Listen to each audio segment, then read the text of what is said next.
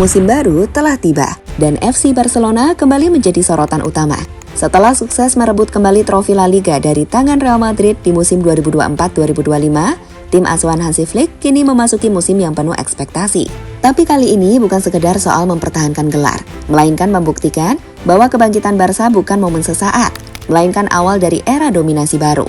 Menariknya, Barcelona yang sekarang tampil jauh berbeda dibandingkan dengan versi sebelumnya. Tiki-taka yang dulu menjadi identitas mutlak Blaugrana, kini bukan lagi menu utama. Di bawah kendali Flick, permainan Barca dirombak total. Lebih cepat, lebih agresif, dan jauh lebih fleksibel. Filosofi permainan khas Jerman, gegenpressing dan transisi eksplosif, dipadukan dengan teknik tinggi khas pemain La Masia.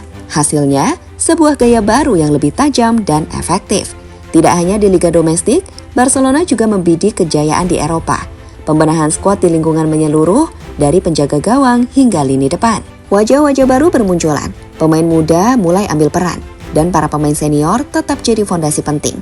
Ini bukan sekedar regenerasi, tapi revolusi sepak bola di dalam tubuh tim yang tengah mencari kembali status sebagai raja benua.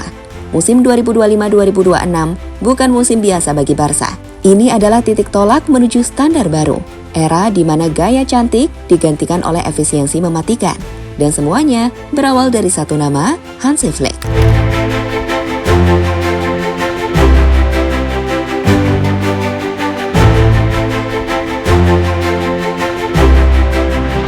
Transformasi Barcelona tak hanya terjadi di atas kertas atau lewat data statistik, tapi bisa terlihat jelas dalam cara mereka bertanding.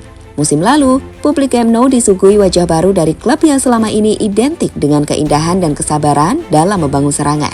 Kini, pendekatan itu dipoles menjadi lebih cepat dan langsung. Tak ada lagi terlalu banyak sentuhan di tengah lapangan. Yang ada adalah intensitas, tekanan tinggi, dan kecepatan dalam mengeksekusi peluang. Salah satu perubahan mencolok adalah bagaimana Hansi Flick menanamkan budaya kerja keras dan kedisiplinan taktik di dalam skuad.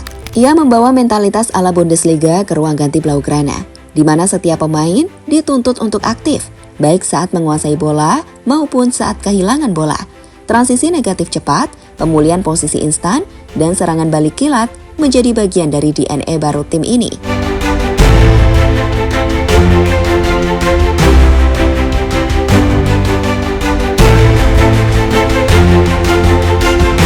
Hal ini juga terlihat dari bagaimana Barcelona memperlakukan bursa transfer musim panas. Mereka tidak lagi mencari pemain hanya karena nama besar atau reputasi semata. Tim perekrutan bekerja dengan satu arah komando, mencari pemain yang sesuai dengan sistem Flick. Pemain-pemain muda yang bisa menyesuaikan diri, serta sosok berpengalaman yang siap bekerja keras jadi target utama. Hasilnya, musim ini Barcelona tampil sebagai kesatuan tim yang lebih solid dan tidak terlalu bergantung pada 1-2 individu saja. Kondisi fisik pun jadi perhatian besar. Di bawah staf pelatih baru, intensitas latihan meningkat. Fokus bukan hanya pada aspek teknis, tetapi juga bagaimana mempertahankan performa selama 90 menit penuh. Flick sadar bahwa di sepak bola modern tak cukup hanya unggul dalam kualitas permainan. Tim harus juga unggul dalam konsistensi dan ketahanan.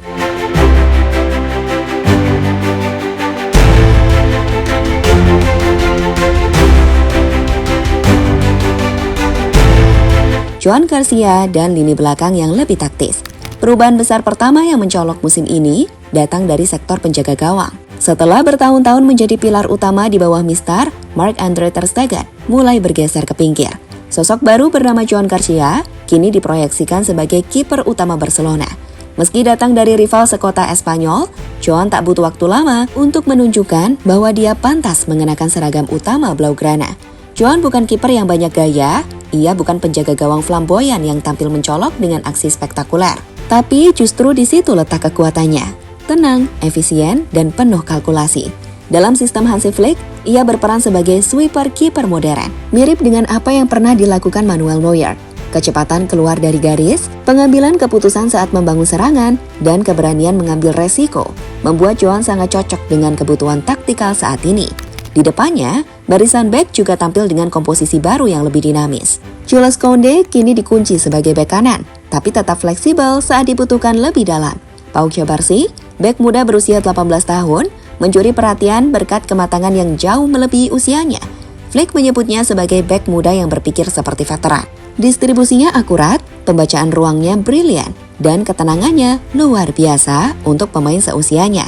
Sementara itu, Inigo Martinez memberikan keseimbangan lewat pengalaman. Ia bertindak sebagai mentor di lapangan, menutup ruang saat Pau naik, dan jadi suara penting dalam komunikasi bertahan. Alejandro Balde di sisi kiri tetap menjadi outlet penting untuk serangan balik cepat, terutama dengan overlap dan duel satu lawan satunya. Namun begitu, lini belakang ini belum sepenuhnya aman. Flick dikabarkan masih mengincar sosok seperti Ibrahima Konate dari Liverpool. Tanda bahwa ambisi Barca tak berhenti hanya pada stabilitas, tapi juga kedalaman dan kompetisi internal yang ketat.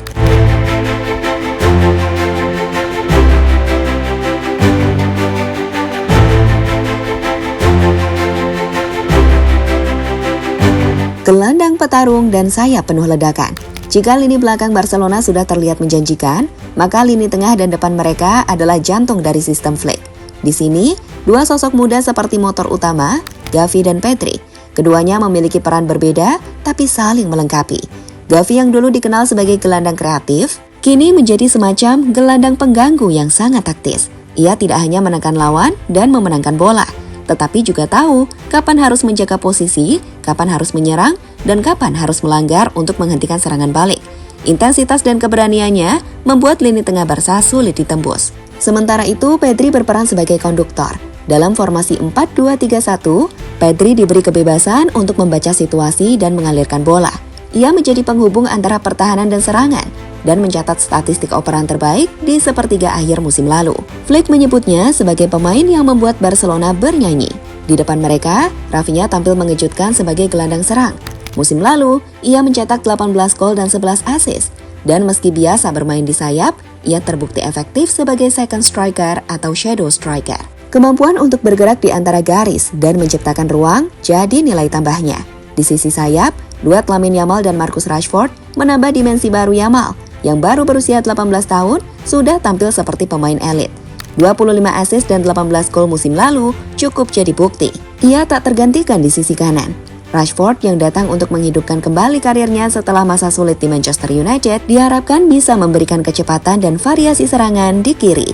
Namun persaingan ketat menantinya, karena nama-nama seperti Ronny Barchi dan Rafinha siap mengambil alih kapan saja. Di ujung tombak, Robert Lewandowski tetap jadi andalan. Usianya memang 36 tahun, tapi 42 gol musim lalu menunjukkan bahwa ia masih menjadi mesin gol utama. Meski Barca mulai memantau striker muda seperti Julian Alvarez, untuk saat ini Lewa tetap tak tergantikan. Bermain bukan hanya dengan fisik, tapi dengan pengalaman dan kecerdasan luar biasa.